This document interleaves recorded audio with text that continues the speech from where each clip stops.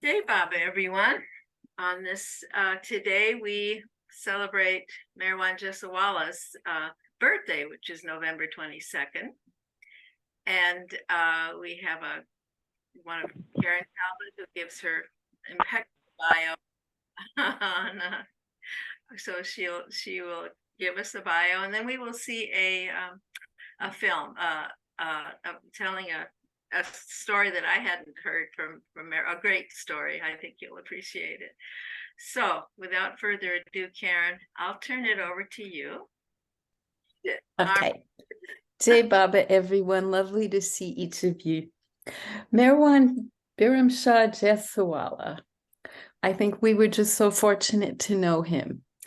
And Baba's Eruch's brother. Okay. So family background. Meherwan was born on November 22nd, 1930 in India. His parents were Byramshaw, known as Papa Jessawala, and Gaimai Jessawala. His siblings were Eruch, Manu, and Meheroo. Meher Baba sent word before his birth that he should be named Meherwan. Gaimai had a dream under anesthesia that she was being given the gift of a male child. Meherwan in the womb was actually met Baba at that time. So that's how early his beginnings with Meher Baba go to. Papa Jessawala had a very high position. That's his father. He was the chief inspector of boilers for the central provinces and Bihar. He traveled greatly, and Meherwan often went with him on his travels. His mother, who we call Gaimai, her name as a child was Gai, and she was part of the Satha family that Roshan was from that lived in Ahmednagar.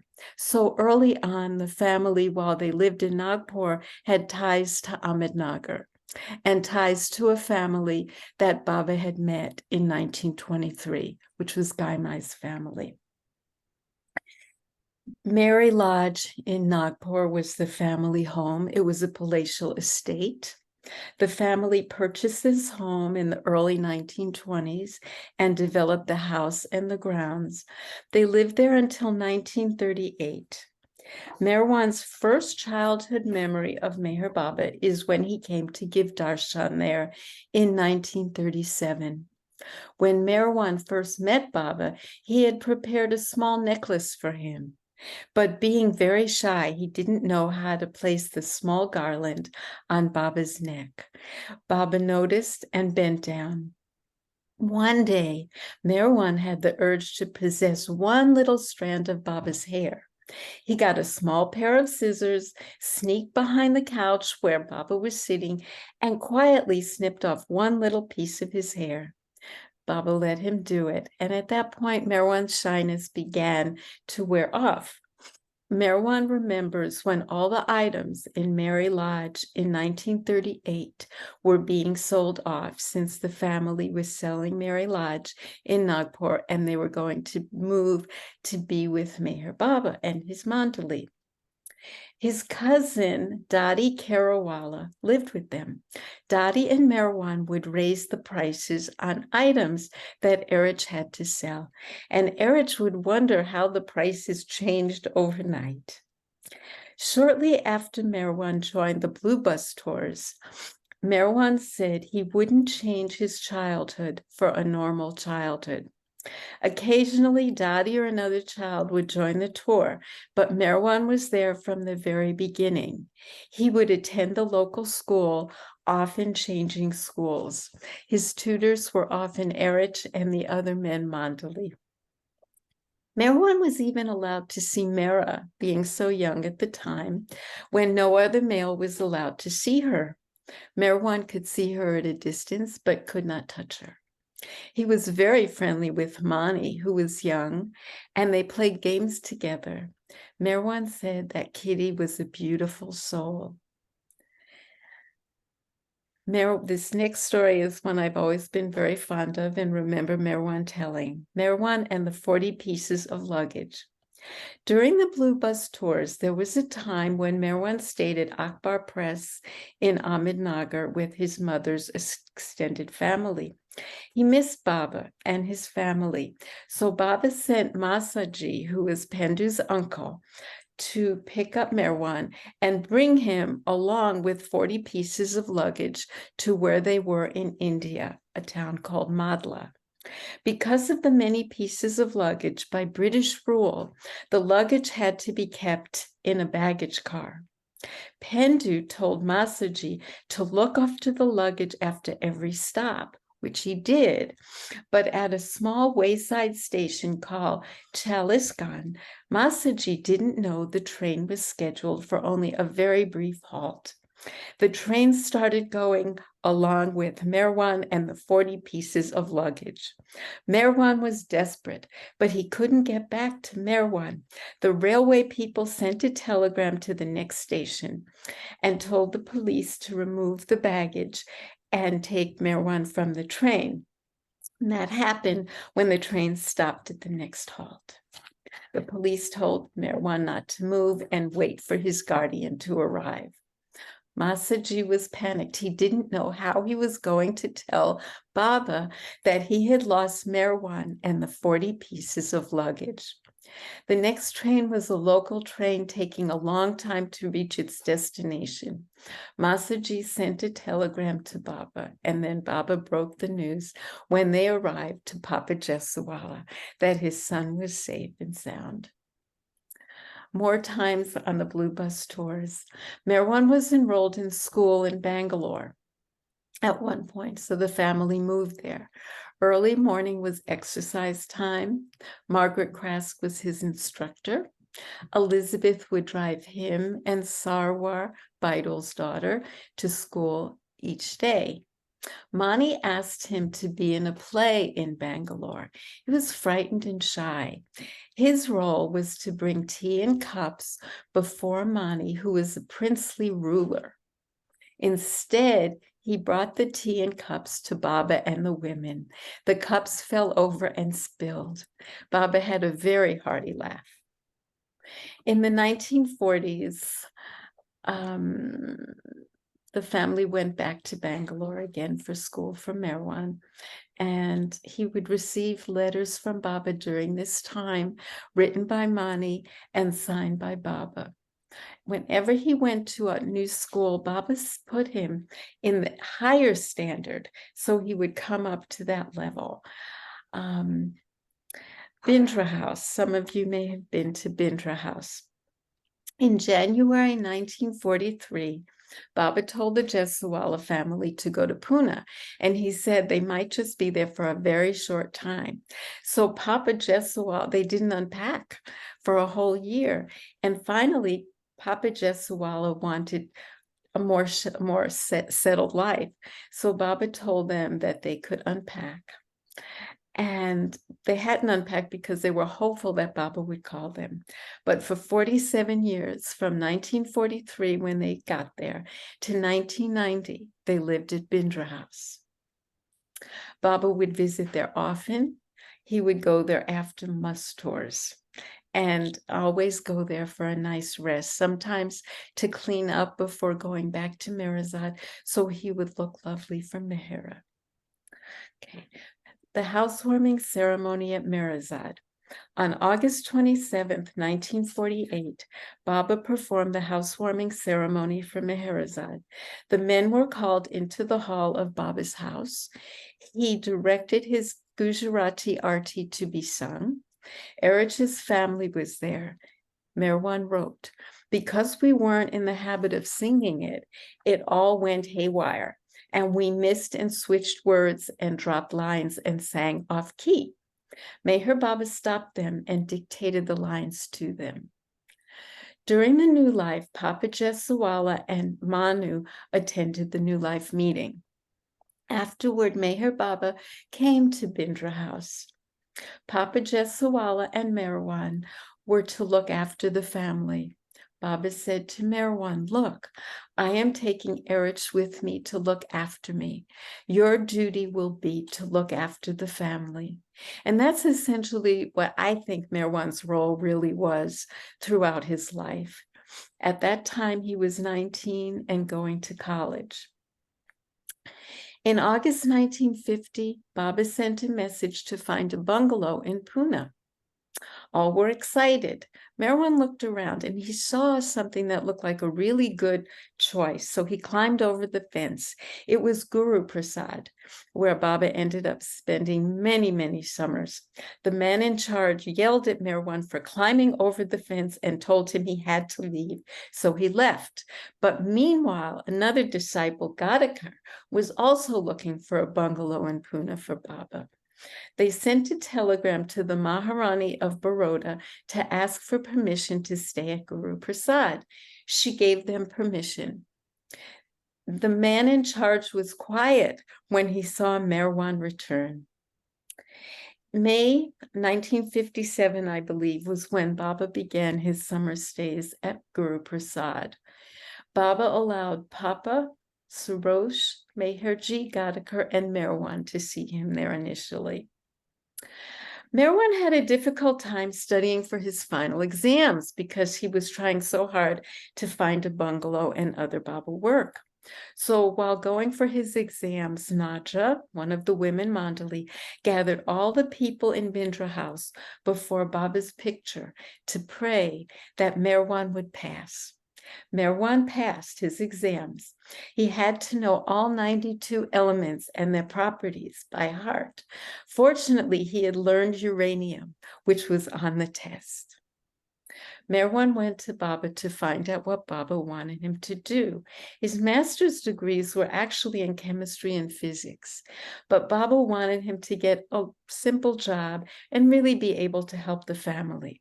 So the first job he found was in an insurance company in Pune. He began in May 1952. And while he was at his job, someone brought the newspaper, The Times of India, into the office, which had the account of Baba's accident. Until that time, no one had heard anything about it. So that's one way that they found out in India. In 1956, there was a reorganization of the various states of India. Insurance companies were extremely busy writing new riot and fire policies. Meherwan was overworked. Working so continuously was detrimental to his health. Baba heard about this and asked Meherwan to come and live at Meherazad for 1 month. This actually began the beginning of when he would go once a year for 1 month to stay at Meherazad.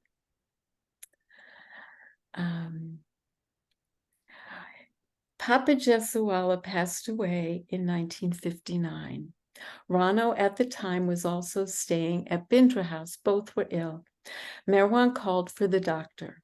On May 29th, 1959, at 9:55 p.m., Papa shouted, "Meherwan, come quick."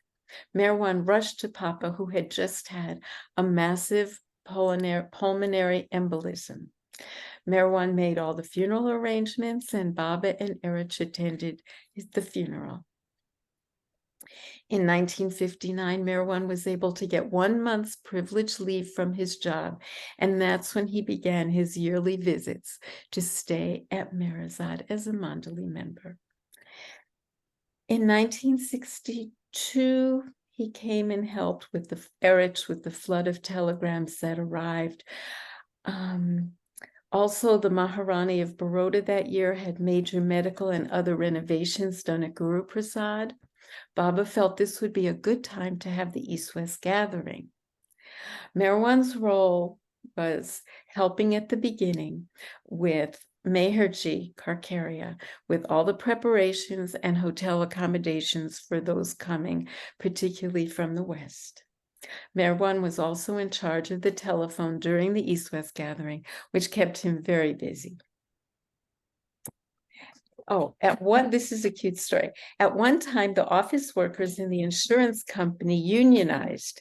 They made Meherwan the union leader, because of his seniority. He played his part.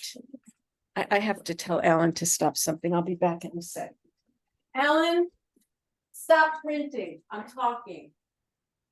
And it's being recorded. I'm sorry, Alan was printing something out, which was disruptive, but now he stopped. He didn't know I was reading this. Okay, back to this, sorry.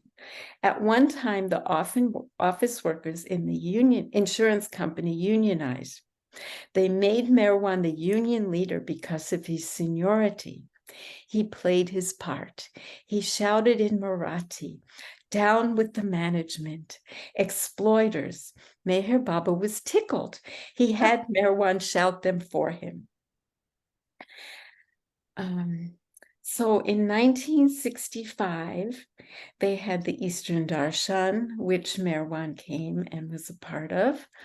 I'm going to go to 1968. Baba asked Meherwan if he had one wish. Meherwan asked to have desirelessness. On January 31st, 1968, Meherwan was there when Baba and had Mera appear before the men Mandali. Meherwan had seen her during the Blue Bus tours and did not feel much on seeing her again. In 1968, when Meherwan was to leave after his 1-month stay, Baba gave him a very tight and a very long hug. It was the last hug he received from Baba. Meherji was to bring Dr. Grant on January 30th, 1969 from Pune. Baba asked Meherji to bring Meherwan. Meherwan declined to go, thinking he would be a burden to Baba. When they arrived, the first thing Baba asked Meherji was, "Did you bring Meherwan?" His sign for Meherwan was "little brother."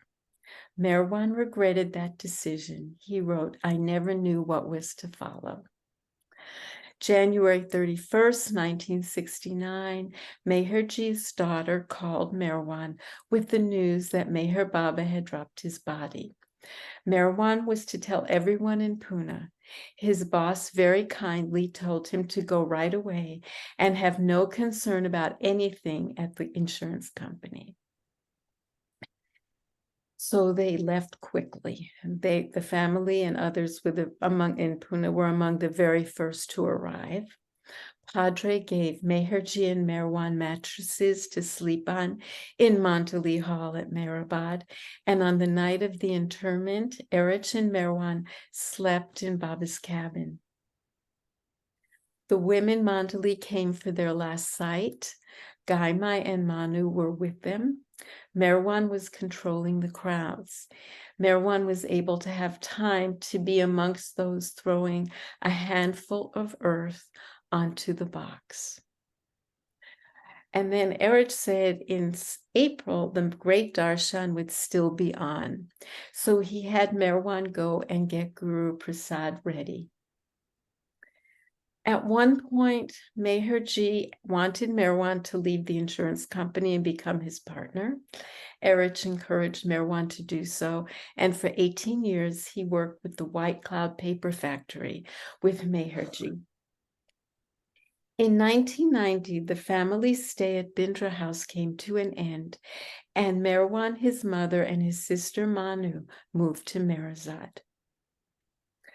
When pilgrims would come, one thing that Meherwan always emphasized, always take Baba's name. And I believe he was continuously taking Baba's name.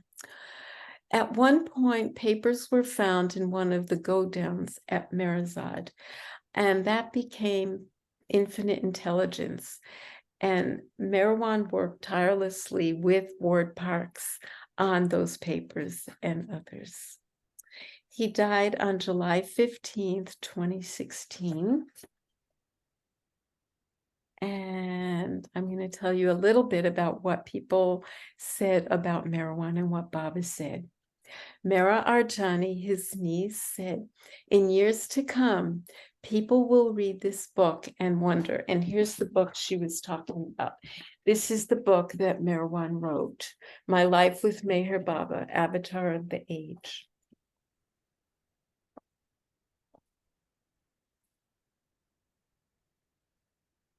Did people like this really exist?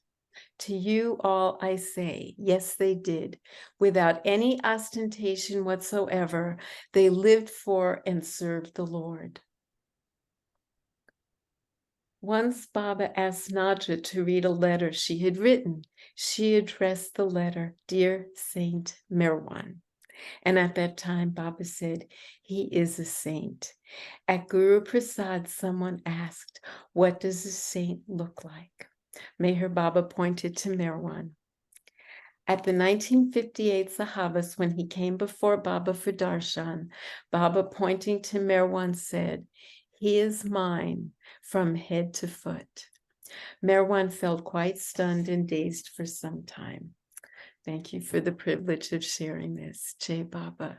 Oh, it's just impeccable. Your bios are wonderful. Yeah, thank you so much. My pleasure. Oh, thanks. Yeah, lovely. Now we know from top to bottom, bottom to top, inside and out. We know the whole story. Thank you so much, Karen. Jai Baba. All right then. We're going to see a video with with Meherwan telling an interesting story that I hadn't known. But when the family was in Bangalore, there was a threat of invasion. Wartime was going on in 1942. The war, Japan was at war with, and there was a threat of that they would invade India. And there was a rumor going around that where the family was, the citizens of the town were preparing for that possible invasion. Meherwan was there with Eruch and with his siblings and his mother. Papa Jessawala was at Ahmednagar, and when Papa heard that this was a possibility, he sent a telegram to the family saying, come to me immediately, and signed it Meher Baba. And so this is the story of the ensuing of what happened. Yeah. All right, here we go. It was you were supposed to wait for his call, and you went ahead. Yeah. That was when we were in Bangalore in 1942.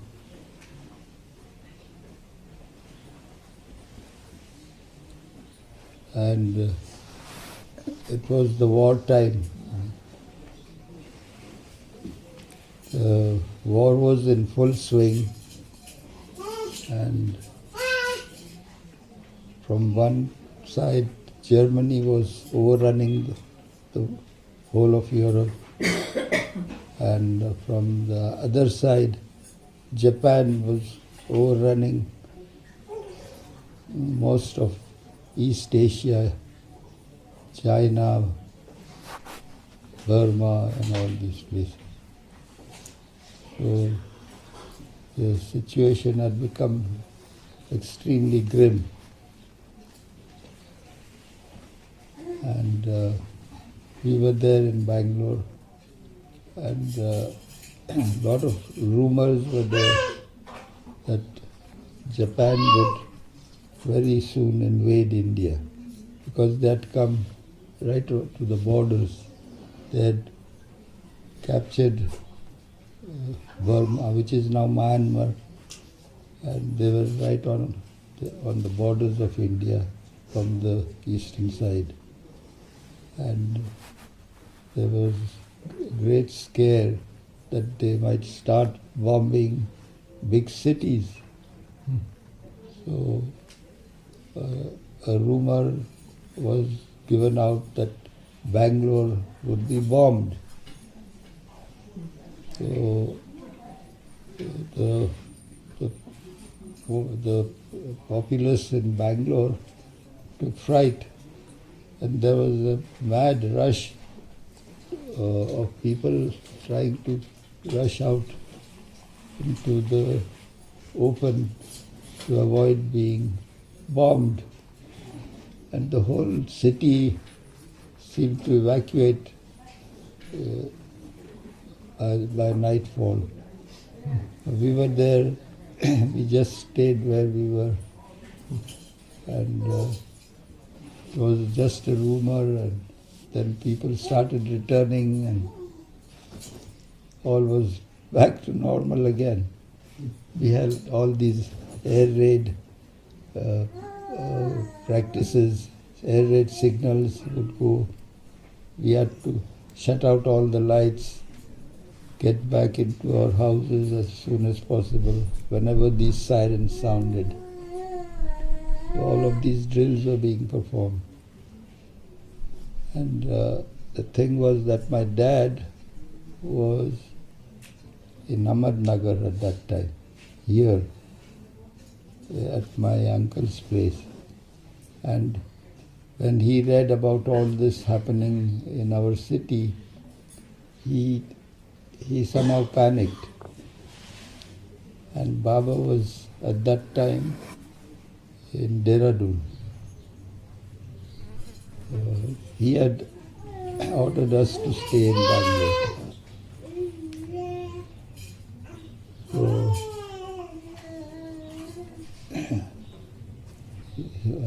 on his own, he wrote a telegram. Come immediately and join me in Dehradun.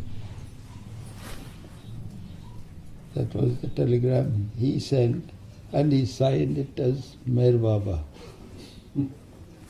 And he sent the telegram from Ahmednagar. So and Eruch was residing with us at the time. Baba had kept him there with us. So then, and we also were quite ready, because we thought that Baba would give the call to us and we would have to leave immediately. So all preparations were in hand. We had packed up everything. We just kept a few clothes, and we were sort of ready to leave at short notice, thinking that Baba might give the call. That's how the situation was. And when the telegram arrived, then Eruch quickly swung into action. He bought railway tickets for us. It was very difficult to get railway tickets because all the trains in the country were requisitioned for military use, hauling the military and taking the troops, ammunition, war materials, and the Indian Army personnel and all that. Most of the trains were just requisitioned by the army. So very few trains were left for civilian transport. So somehow we managed to get tickets for all of us. And then he arranged to get my school leaving certificate from the school, and off we went. So when we boarded the train, it was really packed when it arrived in Bangalore. So somehow we got into one railway compartment through the window. one after the other he was pushing us and we got dumped into this huge long compartment. There were many people like us wanting to travel. So in all that crowded compartment, we were another addition to the whole thing. And there was a lot of resistance from the crowd inside, but somehow we managed to squeeze in, and then he jumped in at the last. And all the baggage that we had, that couldn't get into the compartment, so it had to be put in the luggage van. They had this facility of excess baggage had to be put in the luggage van, and the railways gave you a receipt for the number of articles that you put in their charge, and then we could collect them when we reached destination. So we could take only a few little belongings in the compartment itself. So we got in there, and then the train started. And when we reached Hyderabad, which was a big, and Hyderabad and Secunderabad were the twin cities. So there the train halted. It was a big railway junction. So the train halted and we were there. And then what happened was that we could not be hitched on to the next train. Or the people who were wanting to go north, a particular destination would be attached to different trains, from there. So while our connecting train, there was no connecting train there. So we were stuck there for about 3 days. So for 3 days and nights we were just there, lying in the compartment and having a nice time, just making the most of what we can do there. All very crowded, but they all began to accommodate each other. And eventually our compartment got hitched to the train that left for the north, and we started our journey. And then the train went ahead, and we reached Delhi. When we reached Delhi, it was all very dark. There was a scare that Delhi would be bombarded. So there was a blackout. So it was all dark when we arrived, and we had to change trains at Delhi. So we got all the baggage on whatever little we had on a cart, and we had to catch another station. We had to go to another station to catch the connecting train to Dehradun from there. And there was no train at that time, so we had to put all our baggage at the station, and the next train was due to leave the next night. So we had a whole day at Delhi. So I remember Eruch took us sightseeing to the city of Delhi, and we visited several places like Qutub Minar, the Red Fort, and other places. So,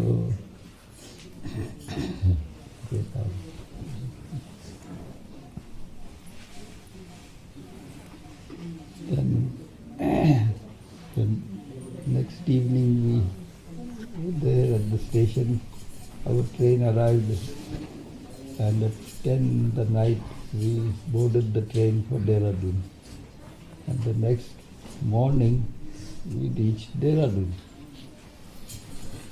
But when we had alighted at Dehradun, at Delhi, Eruch realized that the luggage van did not get connected with our train. So it was lost in transit somewhere. It went off with the other train. So we were left with the little baggage we had, little suitcases, bedding rolls, that is all. Next day, we alighted at the station and got hold of a cart and walked the way to where Baba was staying. When we arrived at the ashram, there was Meheroo's aunt, Sunamasi. She was on watch. So she sees us suddenly at the gates, and she said, "How come you all are here?" So Eruch said, "Baba asked us to come, so we have come." So she goes inside and tells Baba that they all have arrived here. So Baba looked very surprised. He says, "How come they are here? I never called them. Ask them to come in." So we all troop in, and Baba was in a very nasty mood. He says, as soon as we came in his presence, he said, Who asked you all to come here? What was my order not to leave Bangalore until I send the order to do so? Why have you come here? So Eruch said, Baba, this telegram came from you. So we came. Baba said, show me the telegram. So when he showed it to Baba, he gives it back to Eruch and says, see where it has come from.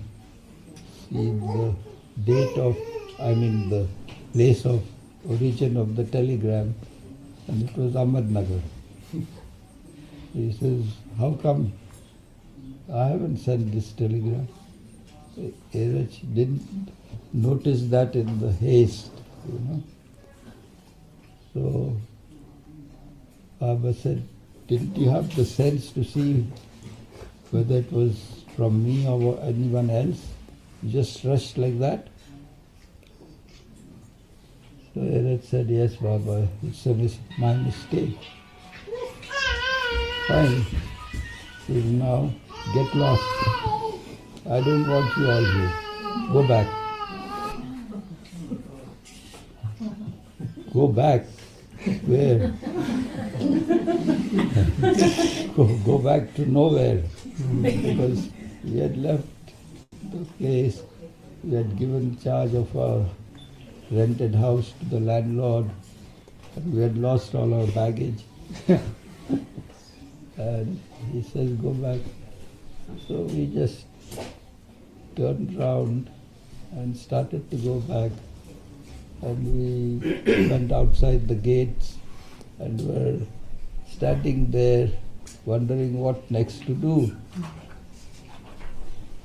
We thought we would just go somewhere and see if there is any asylum for poor people to stay, might stay, and see what we can do about what to do. And we were in a real quandary, which way to go. The city was new, In the meantime, Baba clapped and sent word that call them back. So we went back inside, and he says, "You all have come on my chest like this, and I'm mighty displeased with you all. And now, what are you going to do?" So he said, "Baba, whatever you say." So he says, "All right, get into the ashram, and I'll see what to do with you all." That's how we came there. Where was the ashram in Dehradun? It was some little road or something. Forget the. Oh, that was near where Franny was staying. Huh? So near where Franny was staying, I think. She was I don't know. out there. So how many days did that whole trip take you? What? How many days did the trip take you, in all, to? To come there? About 5 or 6 days. We were stuck at Sikandrabad for 3 days. Then And another how long three, 3 days for traveling. The trains were very slow then. They were all driven by coal, steam engines. Yeah. And we were all covered with coal dust and mire, not bathed for many days. And what a mess we were in. Which year was it? No clothes, no spare clothes, nothing.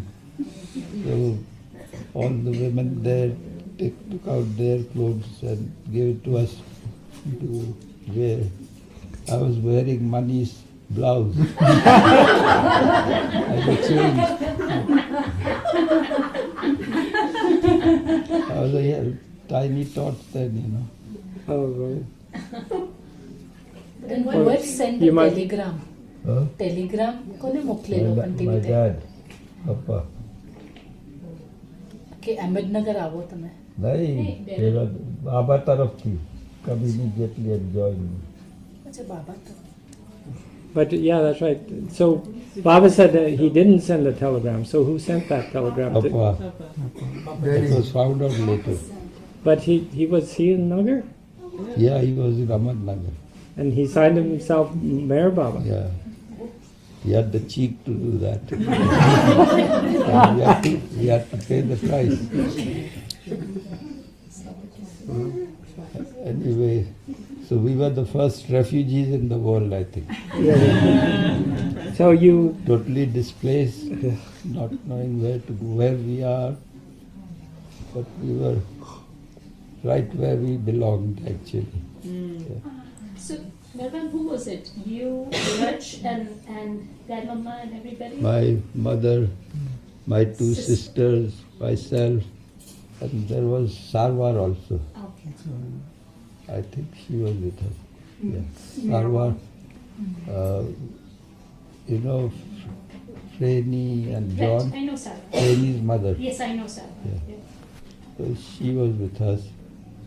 Baba had entrusted her in my mother's care, and she went to school along with me. So she also was with us. And this all happened in 42 while the war was going on. So What? displaced people, because it was the war situation, yeah.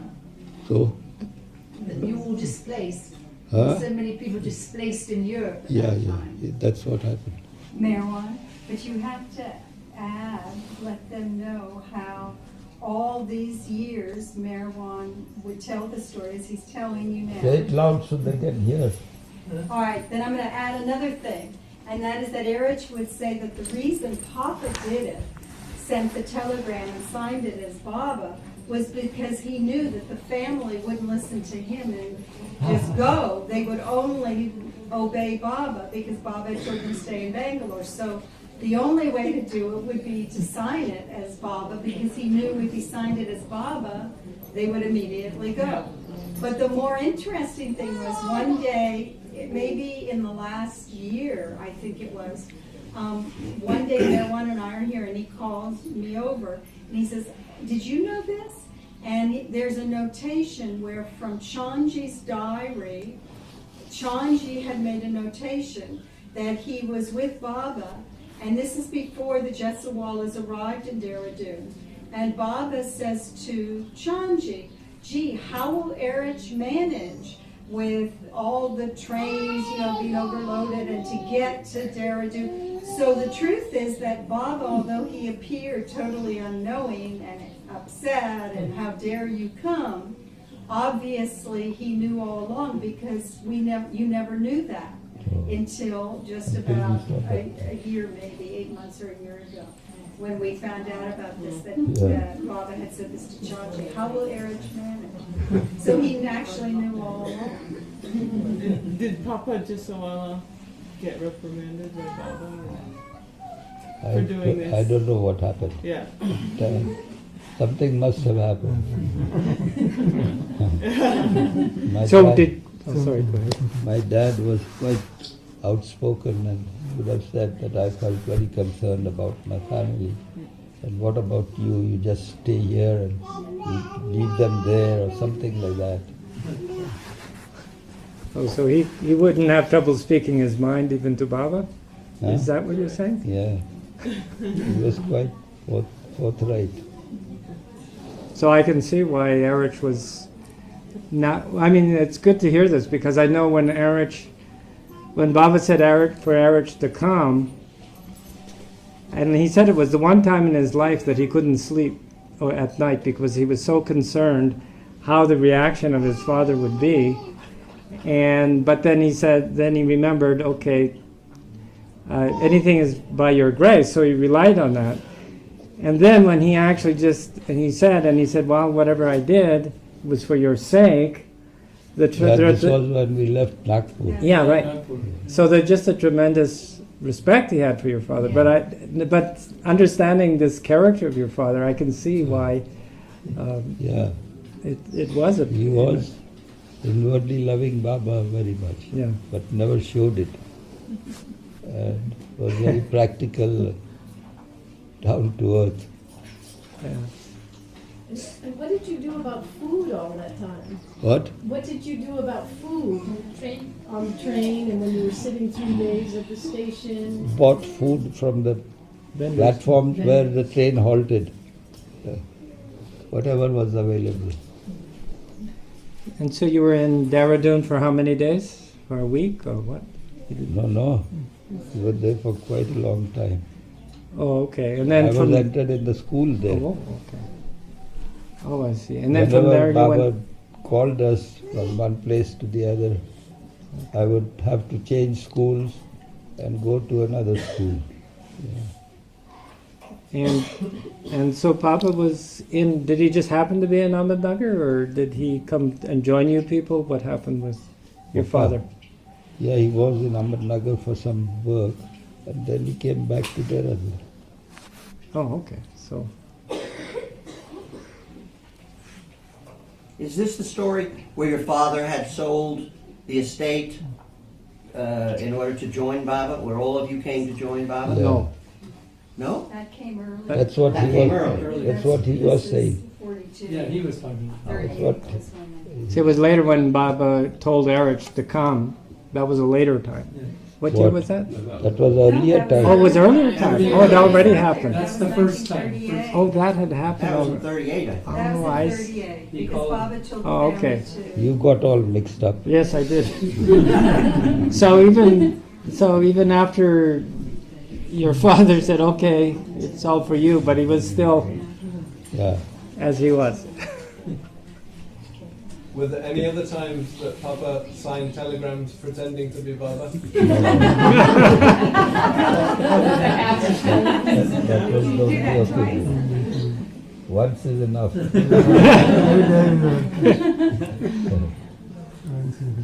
Meherwan, but talking about Papa, you should tell them the funny story about how Baba sent some of the Mandalay, I guess Gustaji and whoever else, to be under Papa. Remember that period of time where Papa was the Come on, manager and they tell had it loudly. I forget where it is that this took place, but Baba sent some of the Mongolis. Is it Panchgani? No, it wasn't Panchgani. It was near Nasik. Near Nasik somewhere. There's a steep mountain called Yeah, it was a mountain. Ankai. Ankai. Ankai. Yeah. It's quite a steep hill, a few miles outside Nasik. And Baba had sent leader, Pendu, Gustaji, and Babadas. His name was Babadas. 4 of them, and to stay with Appa up on the hill. And he had quietly instructed Papa that you put them under a very strict discipline and make life really uncomfortable for them. So my dad took great pains to do that.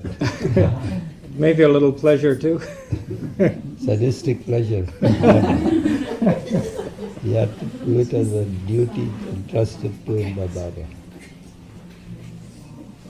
So the regime that he explained to the 4 of them, he says, now you people have been given charge under me, and you have to obey me. Whatever I say, you have to do. Wow. To follow.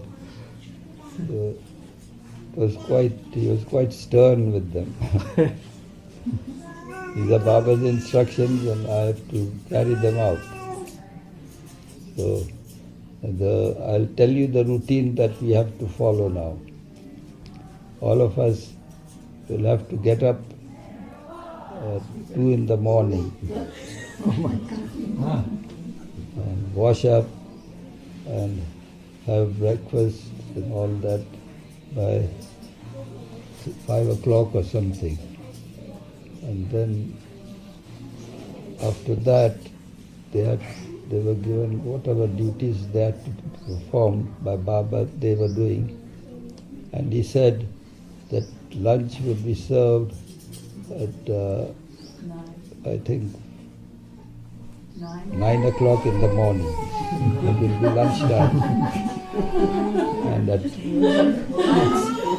1 o'clock it will be dinner time. And at 2 o'clock all must go to bed. In the afternoon. So nature's clock was reversed. And such crazy things he made them do. That and he was doing various other things to bring them into their nerves. You know. So eventually, Gustaji tells Pendu that today you write a letter to Baba and let him know that Gustaji has spent his life serving 3 perfect masters and 1 avatar. And in his lifetime, he has never had such a discipline, such crazy people over him. If Baba didn't call us back immediately, I will leave Baba and have nothing to do with him and go away. I've had enough of this. I can't take it anymore.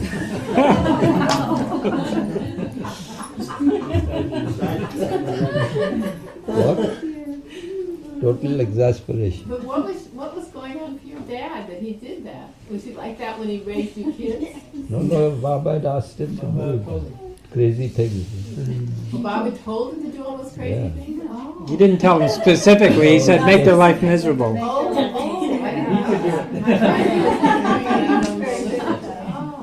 Baba worked like that indirectly with many people. He would make others do crazy things with the rest. So he was under Baba's orders doing that. Yeah. Oh. What else? Otherwise, you think they would follow him? I thought maybe your dad was just a little No, no. eccentric.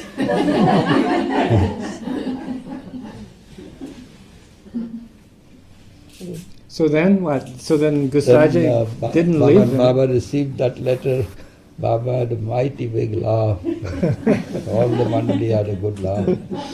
He recounted in the letter, he gave all the description of what was going on. And Baba was amazed at what Papa was doing. He was exceeding his brief as it. Then he sent a telegram that they should all come back. Their indoctrination was enough. The training was quite sufficient. So they finally were members. They had joined the army. Yeah. Some work he had, yeah. This was the wartime, you know. Ah, well, maybe that's what it was. All this war training was being. Yeah.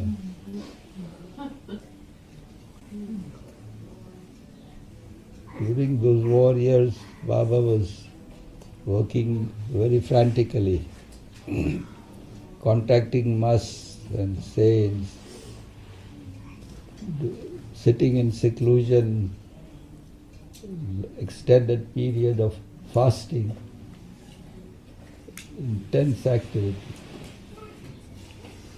and traveling in those terribly overcrowded trains for contacting monks. It was a nightmare for the few people who accompanied Baba. So the amount of problems we had traveling, we have a slight idea of how it was. It even got worse then. And Baba never traveled light. There was a mound of luggage, and the one who had been given charge of that was to take great care that not a single package is lost. So that's how they traveled to contact these monks. Well, speaking of lost luggage, did you ever get your baggage back? Yeah, eventually it was traced. It had gone to Lucknow or something. From there it was shunted back to Dehradun. And at that time Baba had decided to go back south. Right. So it just arrived in time. Okay. He got back the baggage. So in the meantime, you were wearing blouses. Yeah, it was just that and my shirt that I was wearing. So people must have said you were very cute, I guess. God knows what they said. I was oblivious of any remarks. I was a young fellow. How old at that time? 12 years. Well, you were old enough to be. But 12 years of that time are not children like now. Oh, I see. They were not so smart and Right. they were so different from the modern age now. So, were you small enough to get through the window? What? Were you small enough to get through the window of the train? Yeah. So, They didn't have bars on the trains some days. My mother and sister, they were big enough, they too also had to be pushed in. They didn't have the bars that you see on the trains they now. were open windows. Huh? You know, nowadays they have bars. No, that you there was can't. no In bar, those days, there nothing, were just no a bars. glass window. Yeah. That, and the wooden shutter that you could pull down, and then it could be out. You could be all inside the compartment and shut off from outside. Those days trains were very rudimentary, you know. Third class compartments were just wooden seats. Yeah, there was no padding or nothing. Nothing. I remember when we came, it was also like that. Wooden But they seats, yeah. were just wooden planks. Yeah. Like slats. So yours were slats. Well, we were more luxurious in the early days. We had actual planks. Oh. Weren't they slats? Weren't they slats? No, they weren't slats. I Were mean, they planks? they were planks. They were, but there was no padding on them. Oh, maybe it was because the first time I came, there was no seats and I was bundled up on the On the luggage. luggage, Luggage racks. yeah, on the luggage carrier on the top. Oh, I see seats. Well, actually, in those days, that's why everyone had to carry their bedding rolls because there was Yeah. nothing. So Yeah. you don't see people going around with bedding rolls too much anymore because even second class, Yeah. third class has got those Those some are padding. Mattress. old time relics now. Yeah.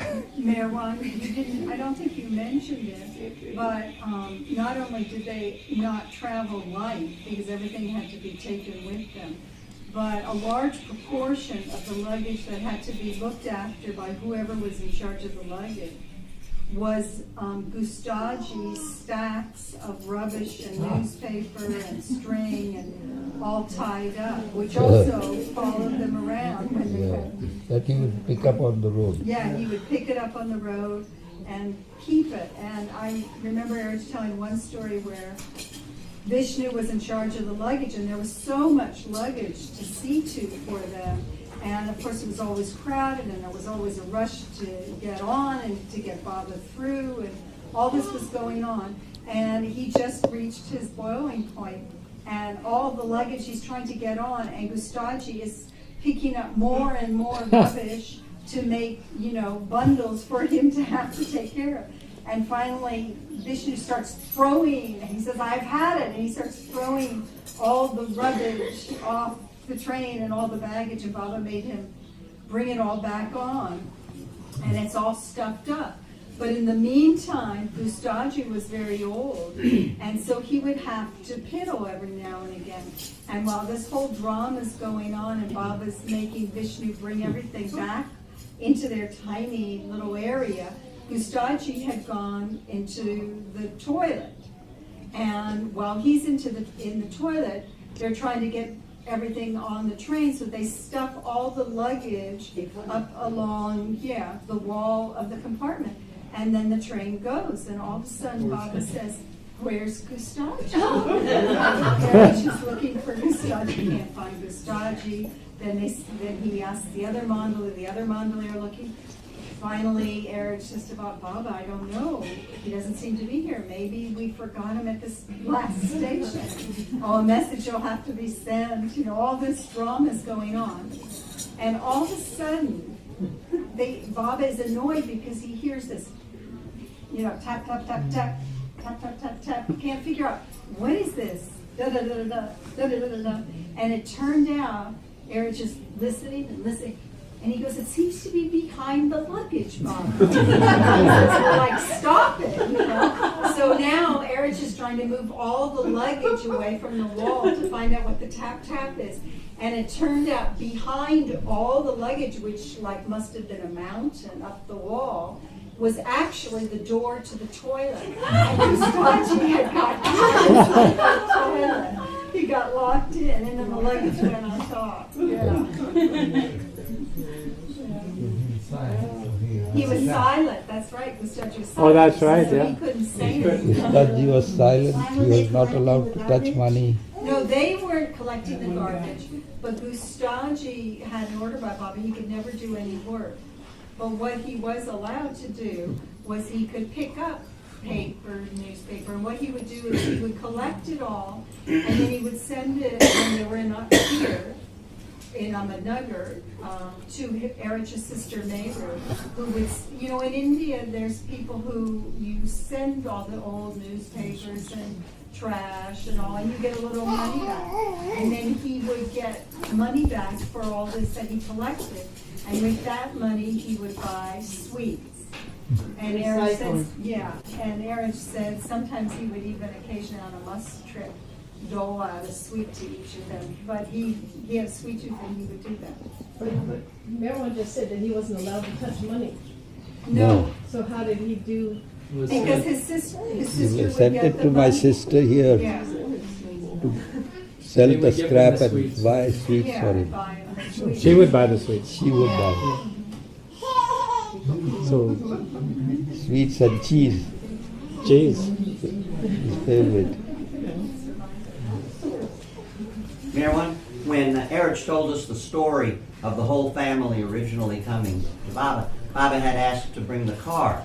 Yeah. And Eruch didn't bring the car right away. I don't remember what happened, but someone was using it. And Baba waited and waited. Finally, Baba said, "And where is the car?" And Eruch answered. That was the first thing. That was the first time, yeah. Right when he walked in, Eruch wasn't there 2 minutes Yeah, before so Baba where's the says, car? "So have you brought the Oh, car?" it happened right away. Yeah. Oh, it happened right Totally. away. I remember the answer. And then Baba said, Eruch said, no, we were not able to bring it right away. And Baba said, now you have put a blemish on my heart, which will last until the very end.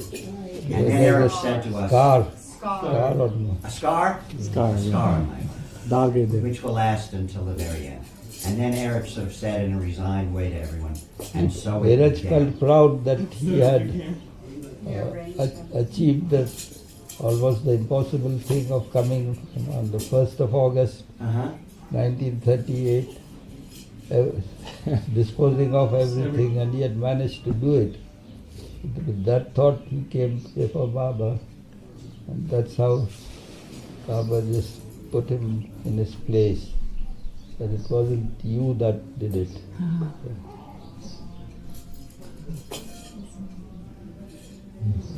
He left the car because Papa said I have to. He had allowed time to join later, and he said I have to do a lot of touring, so let the car be here, and I'll bring it along. And that's what Eruch told Baba.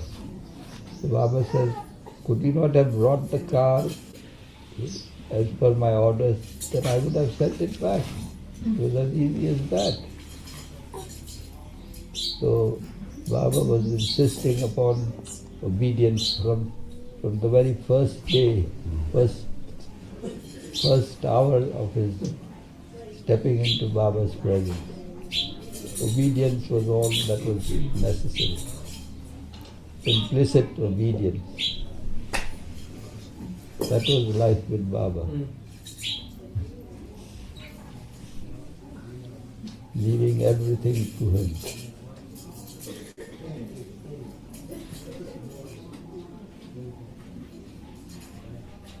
All right.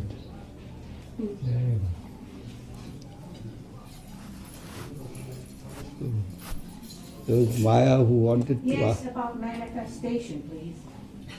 what? What to say? Well, Maya is the medium of Baba's manifestation, isn't that right? In Balnatu's book, he considers the avatar period as starting in 1964. And everyone else seems to think it was after Baba dropped the body.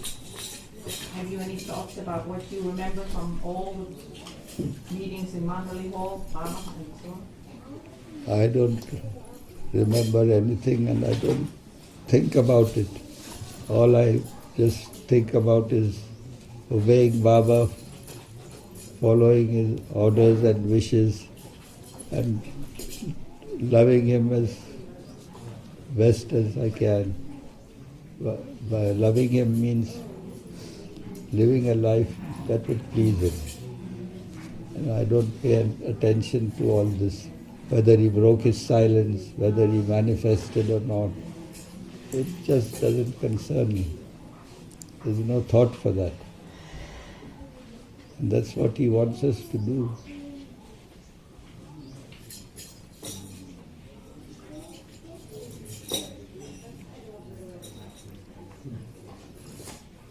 There are many arguments about whether Baba broke his silence or not. He said he would break it with his physical mouth. So what was that? Who is going to interpret all this? You cannot understand the one who is beyond understanding. If you ever try to do that, you would be all muddled up. Just learn to love him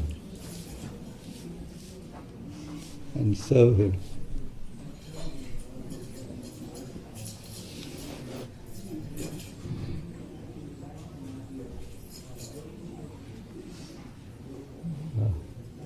time for us to go, the bellboy is saying. The bellboy. Thank you. Thank you.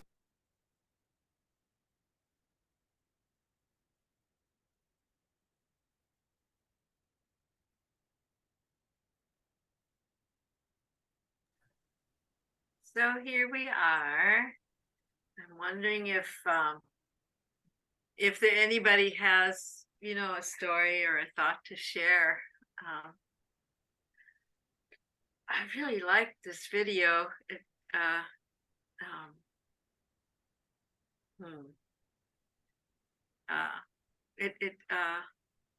thought the photos were wonderful.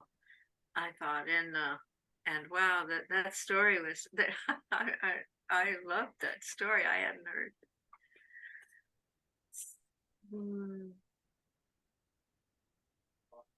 Anybody remember times with him or have a thought?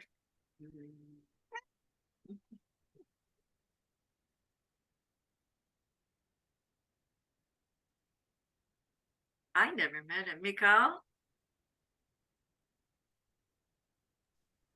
Yeah, I was looking up the dates today, seeing that he is there, and he is really saintly. He is such a saintly man. Very, very delicate and so sensitive and so gentle. And what I had felt about him. So it is the last Amartiti that I am in Meheroo.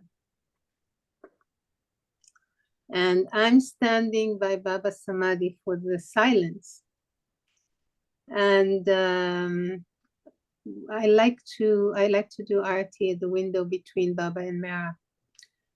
But in Amartiti, it's closed with a small green fence. So because usually when you're in the Samadhi, you can go up to the ladies and put flowers and touch and say hello to them on both sides. Meheroo on when you face Baba, Meheroo is on the left and Mani is on the right, but actually it's Meheroo who's on the right side of Baba because Baba is facing us. So it's Meheroo on the right side and Mani on the left side. So I always felt very, very cozy doing the arati there, during the arati time, in the window with Meheroo in my back and Baba in my front, so between them like a sandwich. But so I went there to stand there, but there were people there, so I felt that it was not the right place to be there that year. It was 2016. Amartiti is in January, and Meherwan passed away in June the same year. So it's packed. Amartiti time, 15 minutes of the silence. The hill is packed. And it's so, so beautiful because it's full of people with colors, because the Indian ladies wear these saris and they're so beautiful, so queenly, and such colors, such vibrating colors. And the owing on the top, the pandan, also waving in the wind. It's very, very beautiful. But people, when it's coming to the 15, they start 1 hour before to gather around there because everyone wants to be close to the Samadhi. Close. So in the last moment, because I was there next to Meheroo, next to the window, last moment I saw that it wasn't the right place for me this year. So I don't know what pulled me to the Manda. There's stage, there's like a terrace area right opposite the Samadhi, very close to the Samadhi. It was packed. There was no inch left not on the ground near the Samadhi and around the Samadhi, not an inch left. So I don't know how I made it. I went, I said, okay, I'll go and sit by the Baba's Gadi, because in Amartiti they put Baba's Gadi on, they move it from the shed in front of Mansari's room and in front of Baba's kitchen now. They move it up onto the manda. And so I said, I'll go sit by the Gadi, because I have that very special feeling for that Gadi as well. So I go at the bottom of the manda, because it's a long sort of terrace-like place, like a small stage with three steps going up to it. So I go to the very long side at the back, which is like I'm going further away from the Samadhi. And then I get on there and it's packed. I don't know how I made it. And the Gadi is right in front, like facing the Samadhi. So I have to walk quite a lot inside in order to reach it. And I don't know how it was. It was like Moses, when the sea parts into two and the Israelis go. Israelis, I'm an Israeli.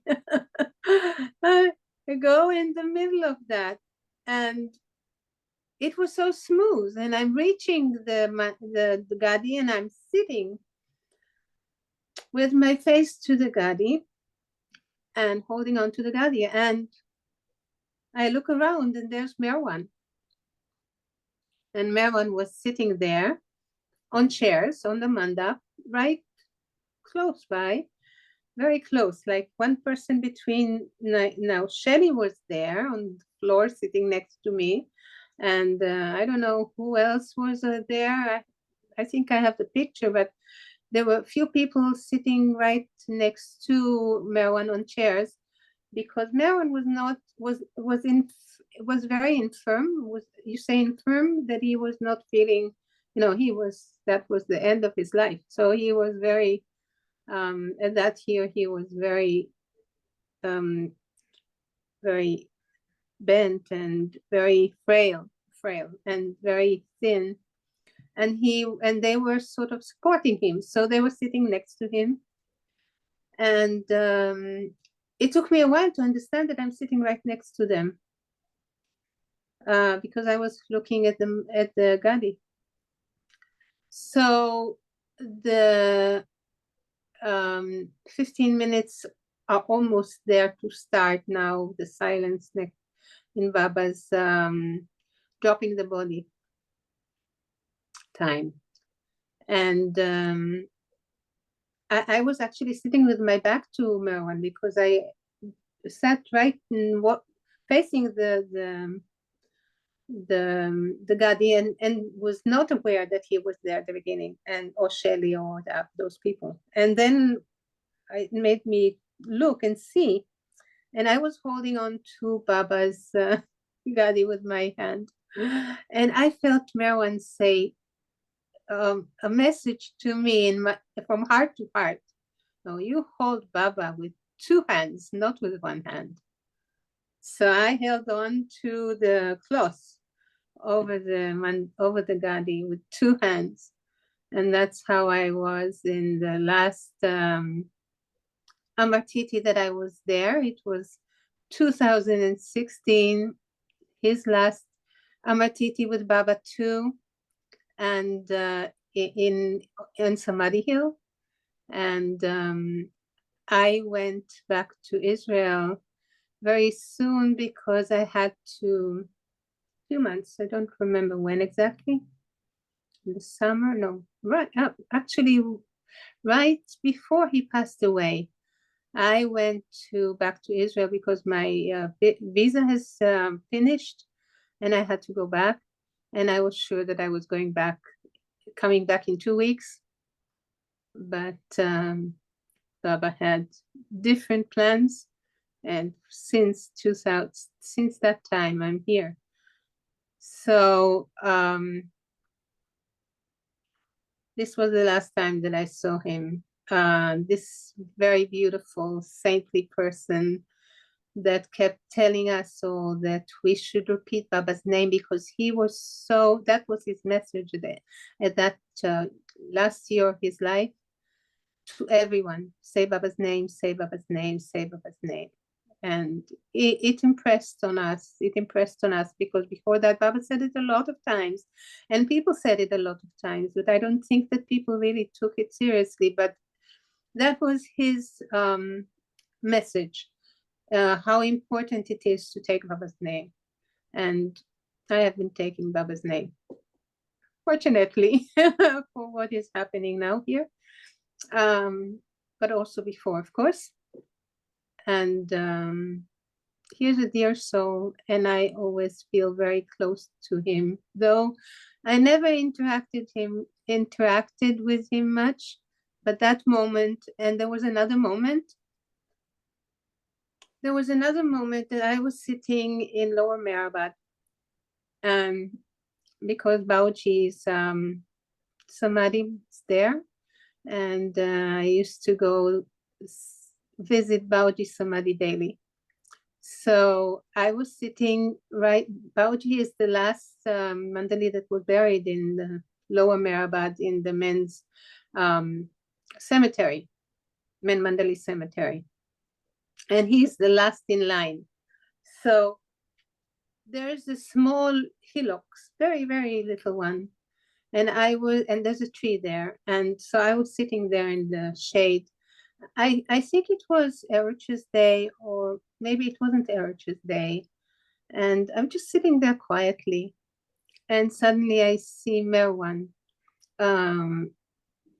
coming there to Eruch's, to his brother's samadhi, and to have a visit. Very private. He was alone. I don't think I saw anyone with him. And I was alone, and there was no one there but us. And I was sitting on the hill, and he was privately saying hello to his brother. And suddenly he looked up and saw me sitting on this little hill. It's not a hill, but it's a little elevation, and under the tree. And yeah, so that was also a very intimate moment that I felt. I don't know what passed between us at that time, but it was a very special moment. And so these are very treasured moments that I have with this. Oh, and there was another time that I was encouraged to go to Bintra House. And that was when Gaimai was still alive. She was very old. And I went to Gaimai, I went to visit. And it was Meherwan and Gaimai at the house. So they sat me at the table and probably gave me tea or something. But I was very shy. And Meherwan encouraged me to take a photo of Gaimai. Now Gaimai said no, she doesn't want to be photoed, and Meherwan insisted. So I took a photo of her, and of course it didn't come out. The photo didn't come out. So these are the three memories that I have of this very beautiful, beautiful soul. And it's interesting because I was shy with the Mandali, so I didn't interact with many, and I didn't interact much with him. And he was shy too. He was shy, and he was sort of very, very quiet person. So, but these three meetings were very deep, deeply felt. So I feel very, very good about them and this contact that we had, and I feel very good about this saintly person. And so this is what I can share. That's why I stayed to be here to honor his a program that is for in his honor. Thank you, Meherwan. Thank you, Mikal. That was, wow, those were wonderful memories. Appreciate it. Yeah. Anybody else remember times with Meherwan?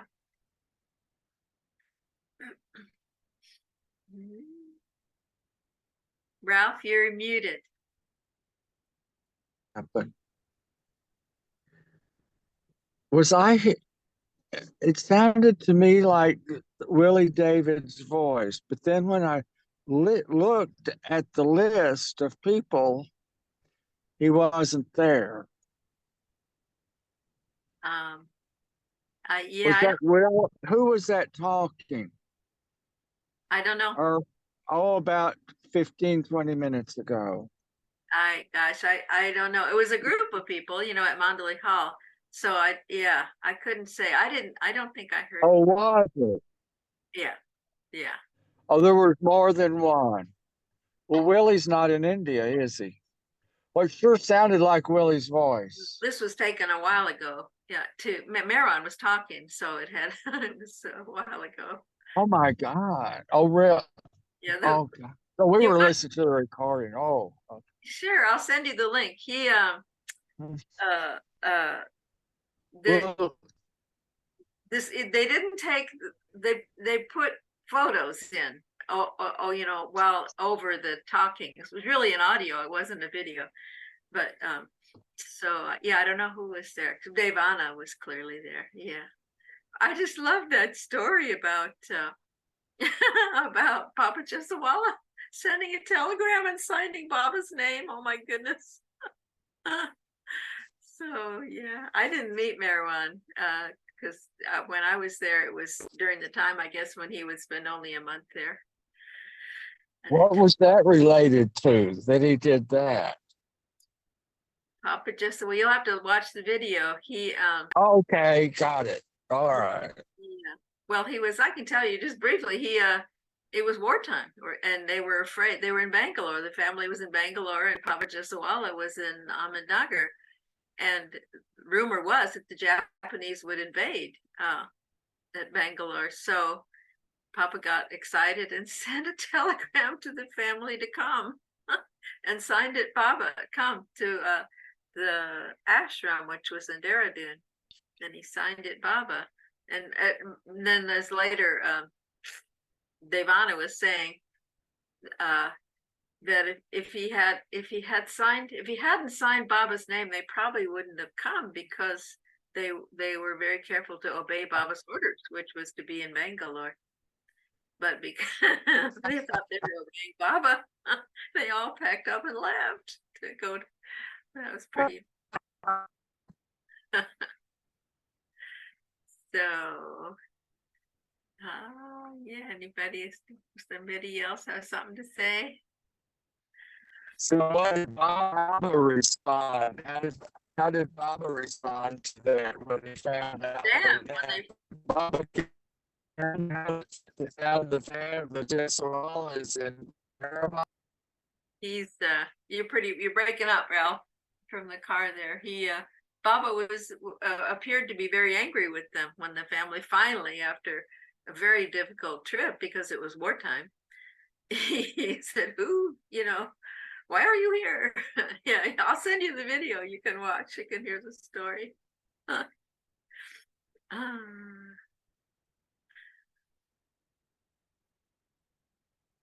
Well, okay then. I think we'll just close with maybe a moment of silence, thinking of Baba and Meherwan. So it's his birthday. We can sing it a happy birthday song. It is close to his birthday. A couple of days. Yeah, good for you, Mikal. Yeah. Yeah.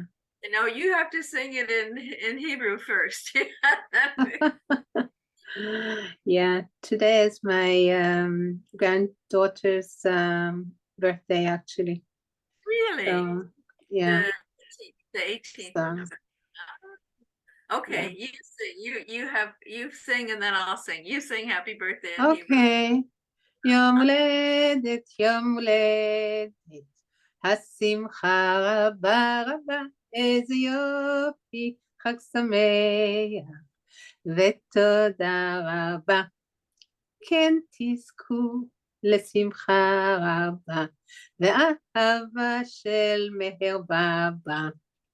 So yeah, so happy birthday to Meherwan, happy birthday to my granddaughter.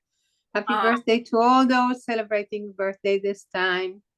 May we all be Babas. May we open our hearts to him. May Meherwan and Baba and Baoji and all the Mandali up there enjoy the celebrations, and all the Baba lovers that joined them already. Enjoy the celebrations. And thank you, Baba, for having this beautiful circle of lovers that we have met in Merzad and Meherabad and have enriched our life, and your love that keeps us so packed with love and joy and humor, because you are giving that to us all the time. Thank you. Oh, wonderful. Here, I'm going to sing English. Happy birthday to you. Happy birthday to you. Happy birthday, dear Meherwan. Happy birthday to to you. you. And may we all remember to repeat Baba's name as Meherwan over and over and over again. Emphasize, repeat his name. That's all that matters. Mm-hmm.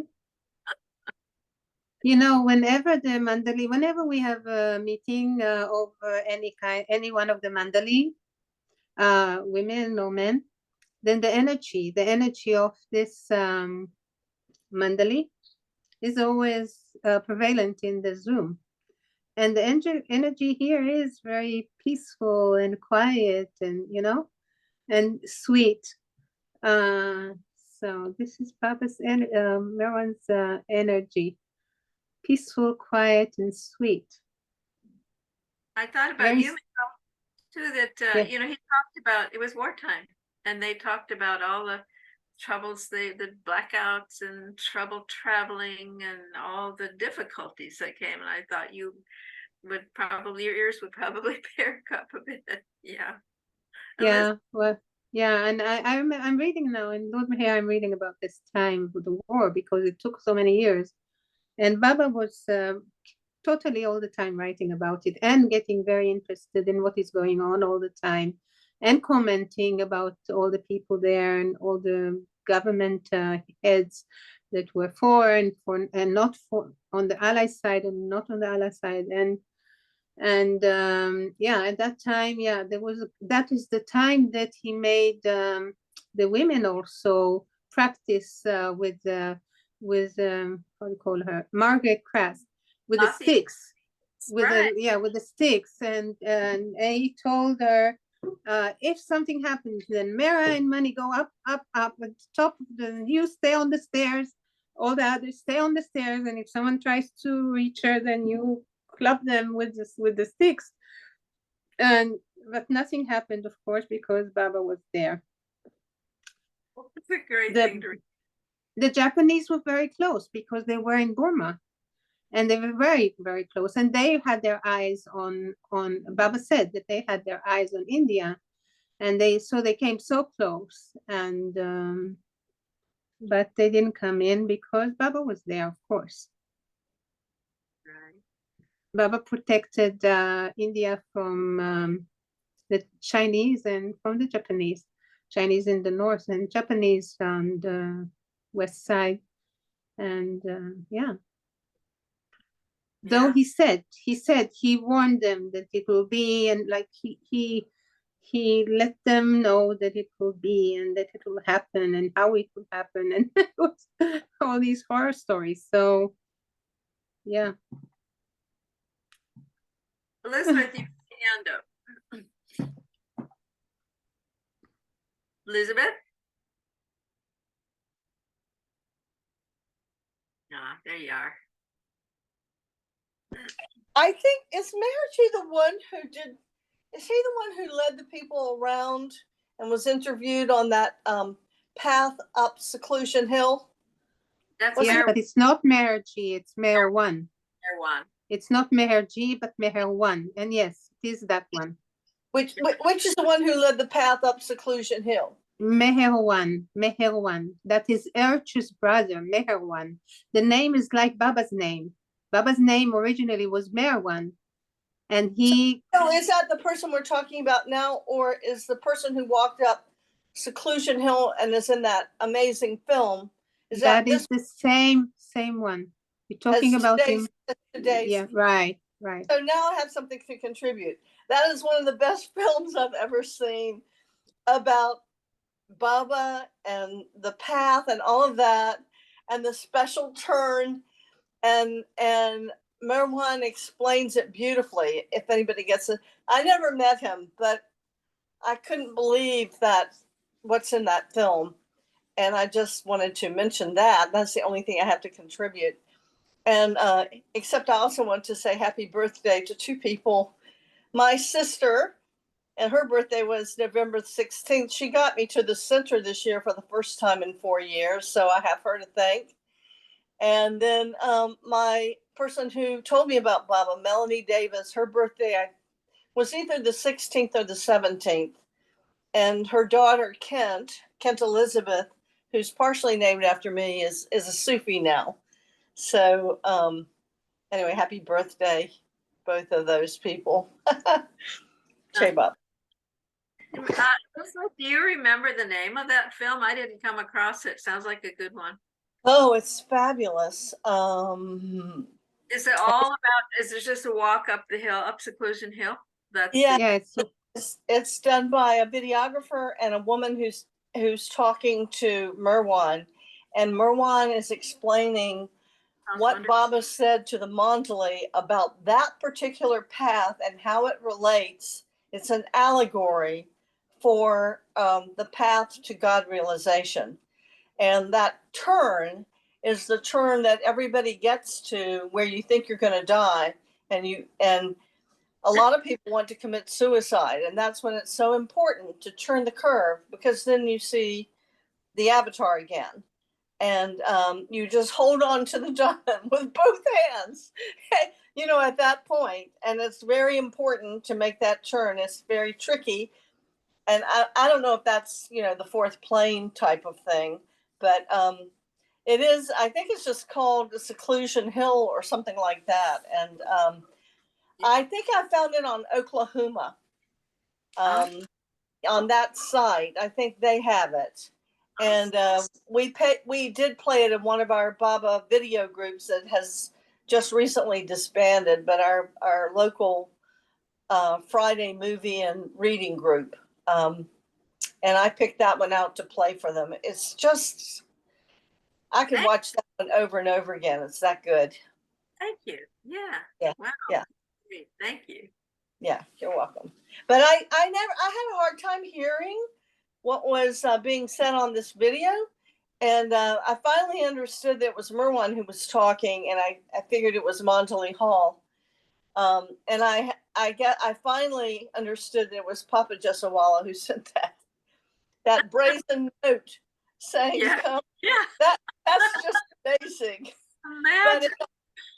But it also just tells us how important it is to do what you think is really the right thing to do, and then trust grace. Wow. Which is what he did. I'm getting ready to go to a Baba singing group that an Indian couple is having. They have the sweetest children in the world, and I'm making deviled eggs to take. Yummy. Yummy. Wow. We were there. Yeah. So it's Sunil Kumar and his wife Madhura and their two children. Yeah. It's very hard to get there. They live in, guess what? Apex. That's a good place to be going to talk about the avatar, to the apex, right? Anyway, I'm going to say, who else is here? Not Let's many. see. Just Yeah, I don't Why know. don't you put a recording of? Oh, yes. Oh, dear. Please do. say it again. Send Put you the recording of? of this film. Send you a link. Is that what No, you No. said? please turn off record. Oh, all right. Jay Baba, thanks for joining us all. Okay, and I'll Actually, I didn't mean to say all that on a record.